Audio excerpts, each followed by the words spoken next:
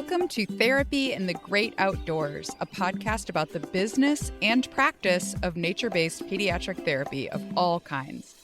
If you are a nature-loving therapist who works with children, this podcast will help you start taking your work outdoors into nature and help you grow a profitable nature-based therapy practice or program that connects children to nature and changes their lives and yours forever.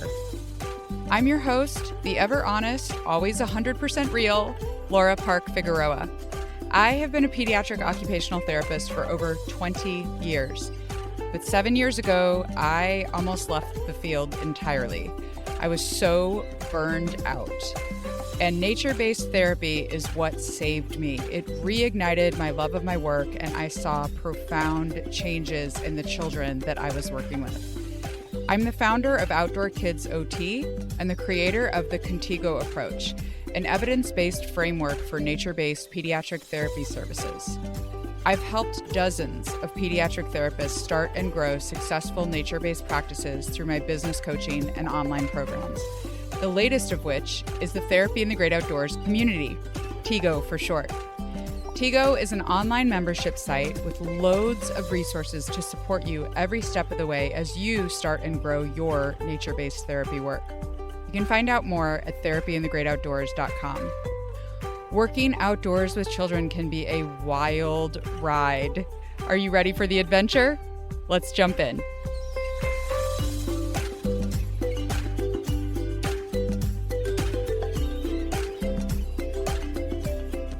Alrighty, today we are going to dive into probably one of the most difficult to read articles I've ever read, and surely that I will ever review on this podcast. So today I want to talk with you about an article entitled Impact of Outdoor Nature-Related Activities on Gut Microbiota, Fecal Serotonin, and Perceived Stress in Preschool Children. The Play and Grow Randomized Controlled Trial. Now, this article, the lead author on this was Taja Sobko. I don't know if I'm saying her name correctly, but she is a researcher who has done a lot of work on nature connection and physical health in children. I believe she was the lead author of the study that standardized the Connection to Nature Index for parents of preschool children. So she's one of the authors that helped develop a tool for nature connection to measure nature connection in very young children. So before she and her team had developed that tool, there really were only nature connection assessments for older kids, like 5, 6, 7 and up, essentially, and to adults, of course. So this was a really cool index that she developed, a measurement tool to help parents answer some questions to assess the nature connection of their preschool children. So she was a known author to me. And when I found this article, I just couldn't believe that she had done even more amazing work after creating that tool.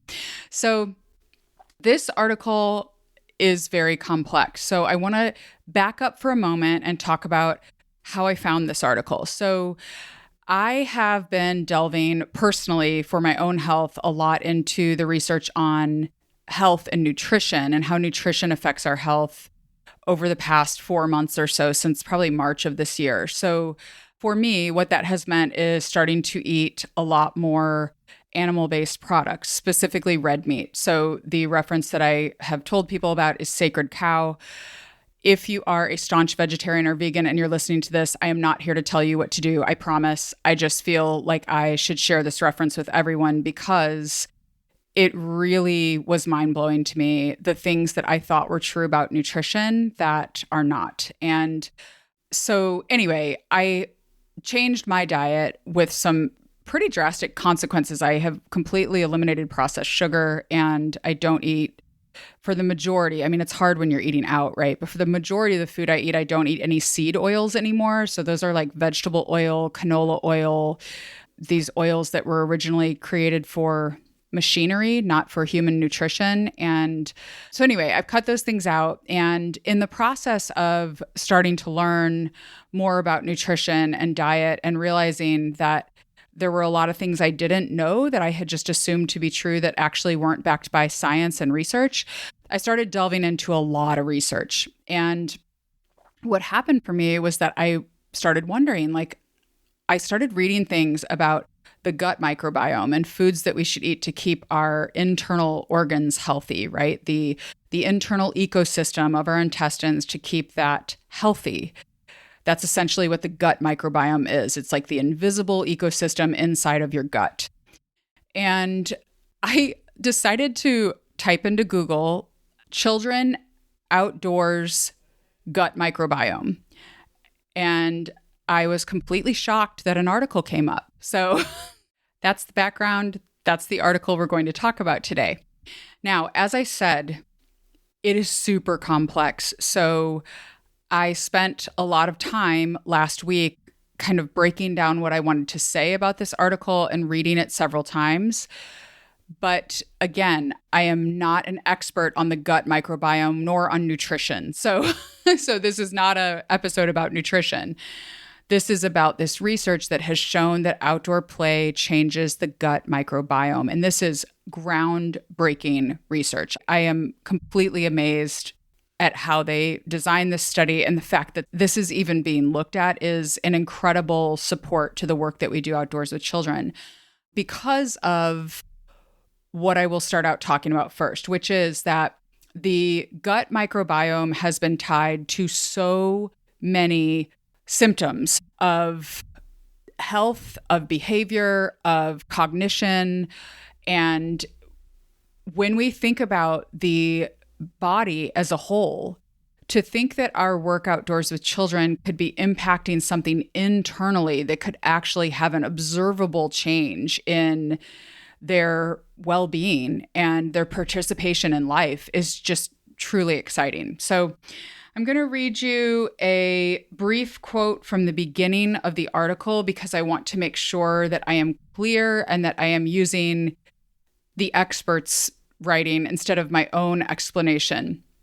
So the authors of this article, on the first page of the article, they state an increased understanding of the brain-gut axis gives evidence to the assertion that the gut microbiome is not only an indicator, but also a bi-directional influencing factor on mental disorders.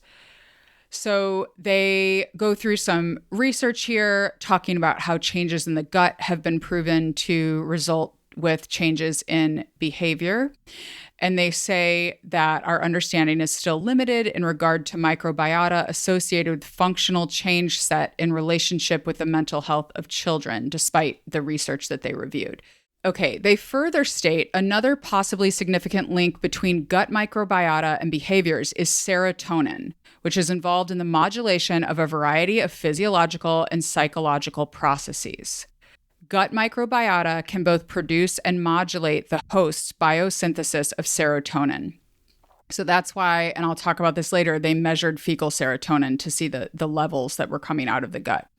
They further state the relationship between intestinal microbiota, brain development, and behavior has been examined previously, but only a limited number of studies have included exposure to the natural outdoor environment. So this is what they are attempting to research in this study. They say the increased exposure to natural environments and animals is an important determinant of individual gut microbiome, skin microbiome, and salivary microbiome composition. Thus, exposing children to a higher bacterial load in the natural environment by encouraging them to play outside may be a reasonable way to increase the diversity of their intestinal microbiota. So that's their hypothesis. They use the play and grow intervention, which is something that Tanja and her team, Dr. Sabko and her team, created. And she references this in her study that standardized the CNI-PPC, the standardized index that she developed for measuring nature connection in preschool children. So this is a program that's designed to connect children to the natural world. So it allows them to play in the dirt and do activities outdoors. And she also has proven that this program improves nature connection in children in previous studies that she's done. So the main objective of this randomized control trial was to investigate the impact of the play and grow intervention, that's her outdoor programming, on the intestinal microbiome, gut serotonin level, and the psychological well-being of 2 to 5-year-old children. So they had 54 families that participated. 30 were in the intervention group and 24 were in the control group. So the control group did not get the outdoor programming, and the intervention group got the outdoor programming. So the children in this study were 2 to 5 years old. There were no significant differences at baseline in any of the measurements.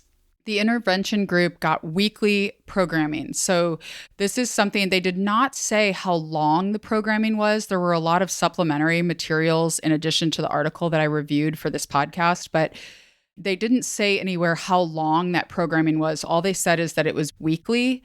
I think we can assume that it wasn't like a full day of programming. It was probably like a program where they brought them for an hour, 2 hours, something like that. But that's an answer I don't have on how long the programming was. All it said is that it was weekly. The control group, as I said, got no intervention. Now, they measured 3 different things. Well, 4 actually, but 3 measurement tools.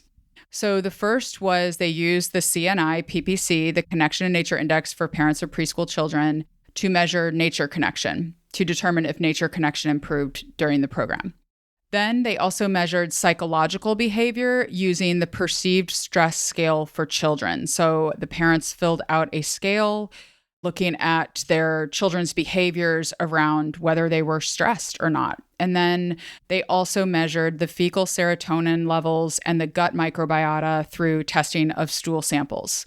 They did have a few less stool samples than the number of people in their intervention group due to various reasons. But basically, those were the measurement tools that they used for what they were looking at as far as outcomes. All right, let's talk about the findings. This is very, very interesting. So first of all, connection to nature.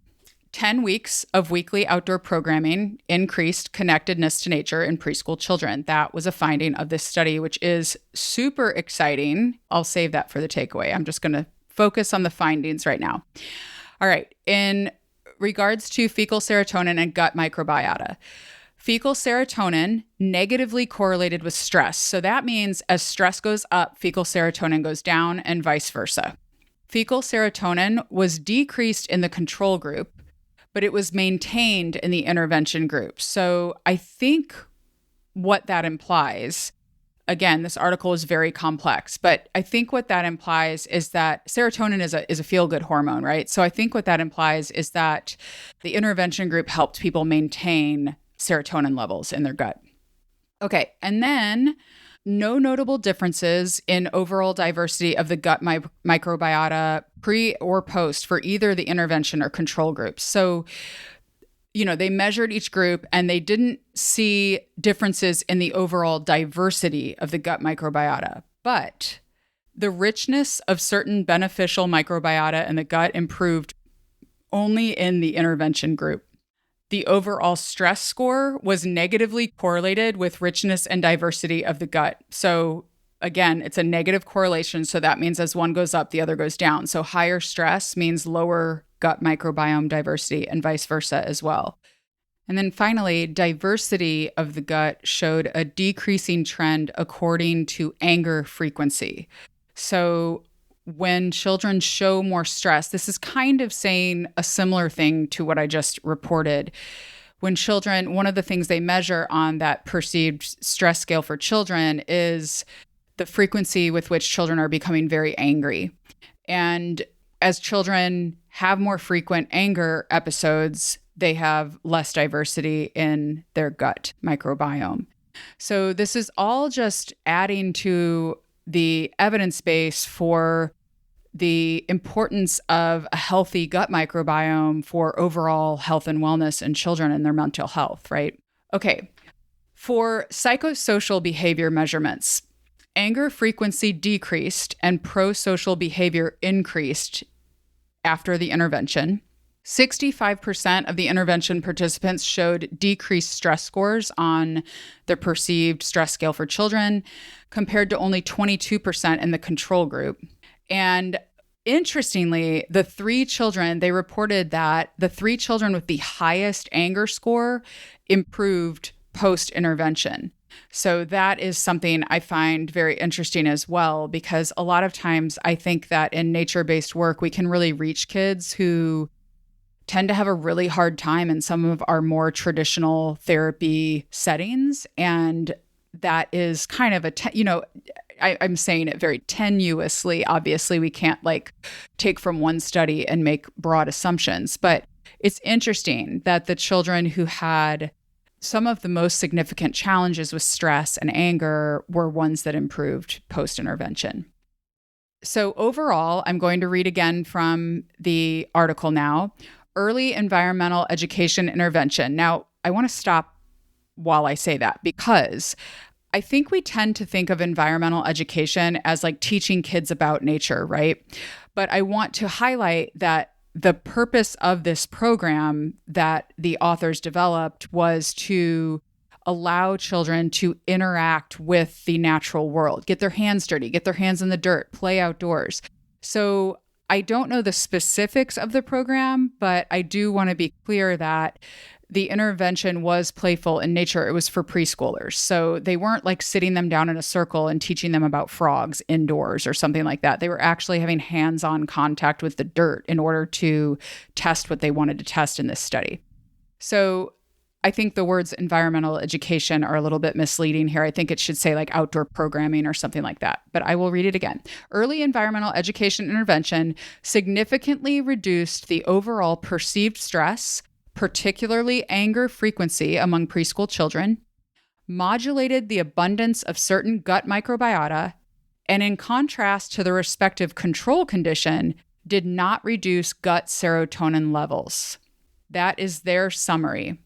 And the final conclusion was that exposure to bacteria from nature may be beneficial for behavioral outcomes, but further investigation is needed. As always, you hear me say that all the time when I talk about articles. So what are the takeaways for us? I think there are some huge takeaways from this article. It was so complex and hard, but the takeaways that I share with you, I always want to make them very easy to apply and easy to understand, and to help you understand that your work outdoors with children is evidence-based. So the first thing that I mentioned previously is that I think a huge takeaway from this article is that weekly intervention can have a significant impact on children. This is huge because there are a lot of the articles on nature-based therapy, on nature outdoor programming for children.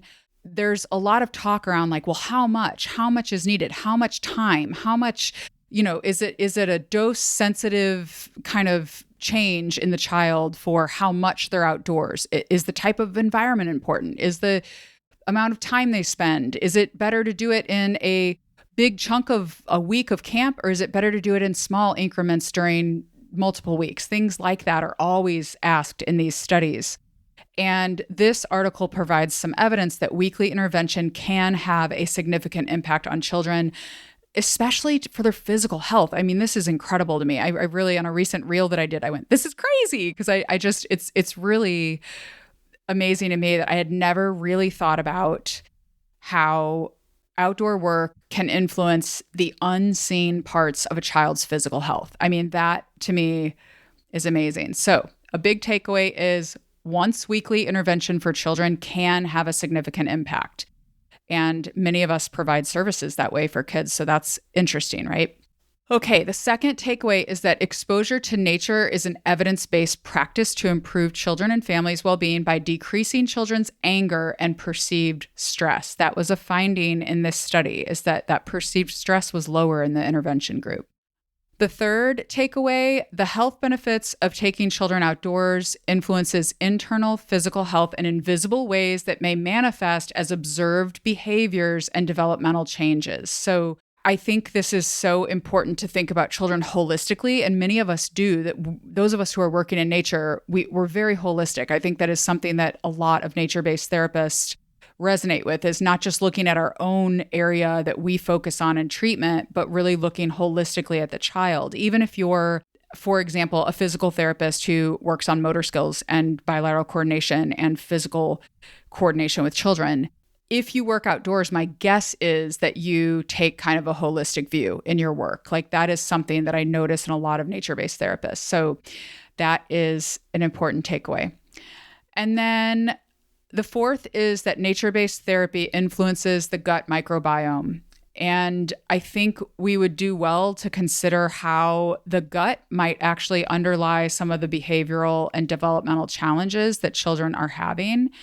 And taking our practices outside can be a way that we can influence that gut microbiome without even really overtly addressing it.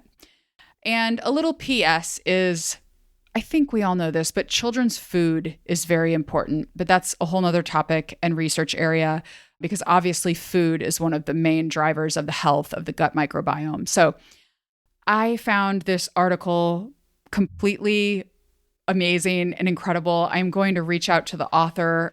They are, I believe, they're in Hong Kong. So I don't know if it would be possible to get her to come on a podcast episode or maybe come in the Tigo community and talk to us about her research. But she is just an incredible researcher, and I'm thankful for her work. So what else do I have to share with you today? This is coming out on July 22nd, and on Monday, July 25th, 2022, if you're listening to this in the future, we are opening for the first time the Therapy in the Great Outdoors, the Tigo Library, and the Tigo Business Hive. The library is a library of resources for you to support your work with children in nature. We have infographics, we have treatment plans, we have printables you can use. We have guest expert trainings, which was something I thought maybe I would ask Dr. Sobko to come on and do for us in the Tigo community, like an expert training on her research, talking about her research. That would be so interesting to me.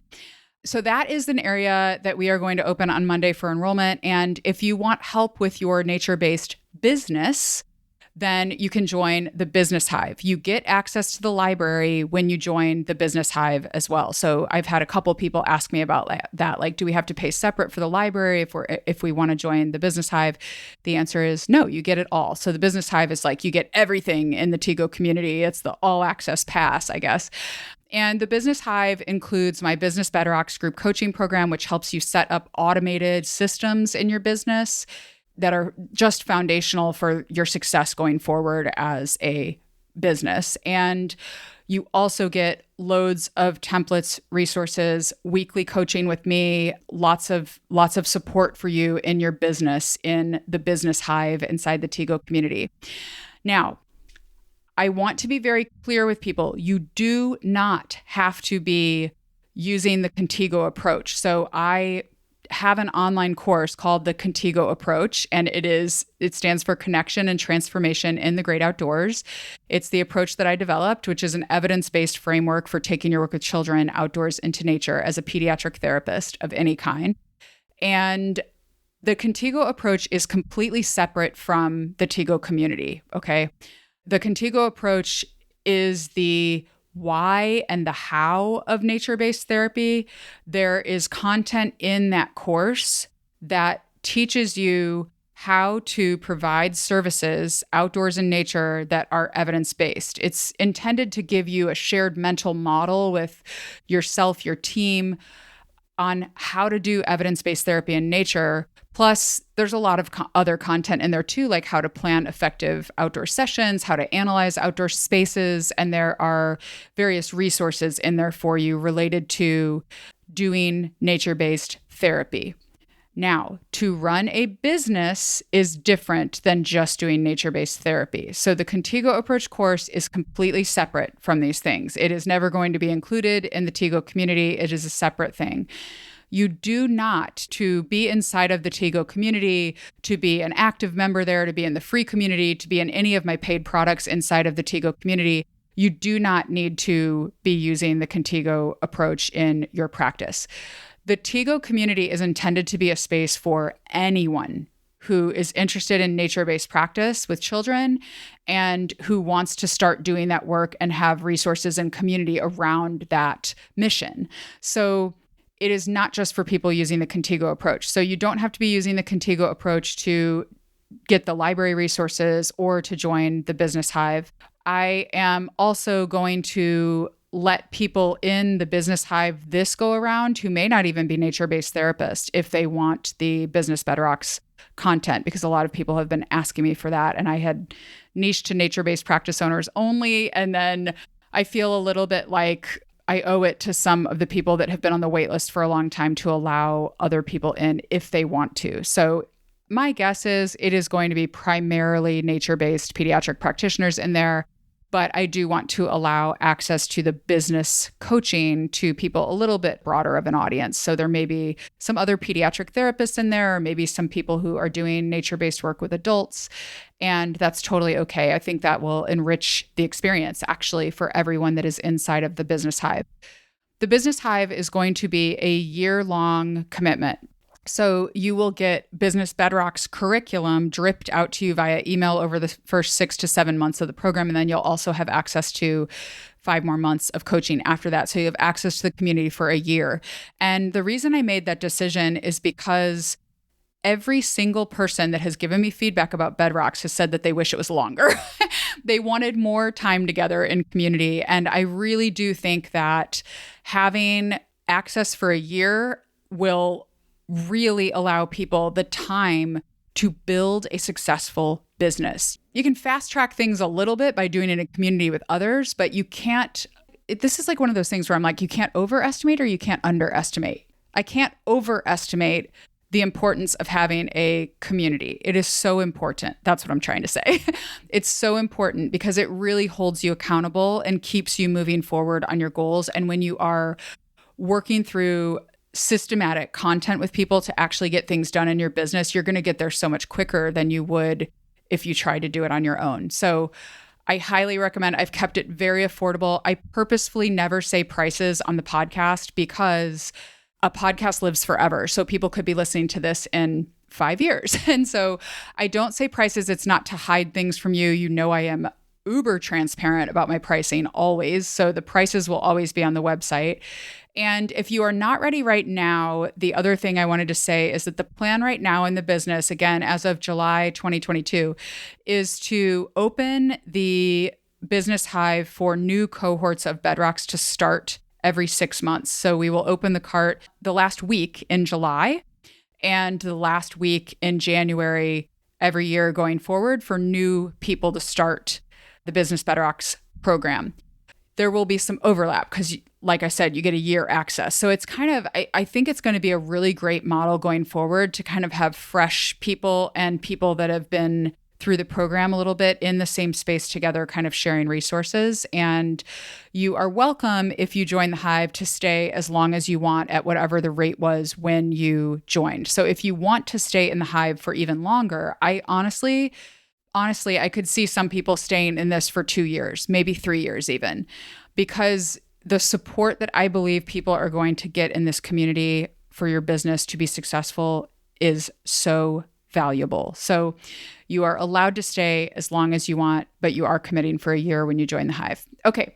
I wanted that to be short. You can go to therapyinthegreatoutdoors.com and find out all the information about these. Every question you have in your mind right now, I've probably answered on the website. So go there, check out the FAQs about the library and about the Business Hive.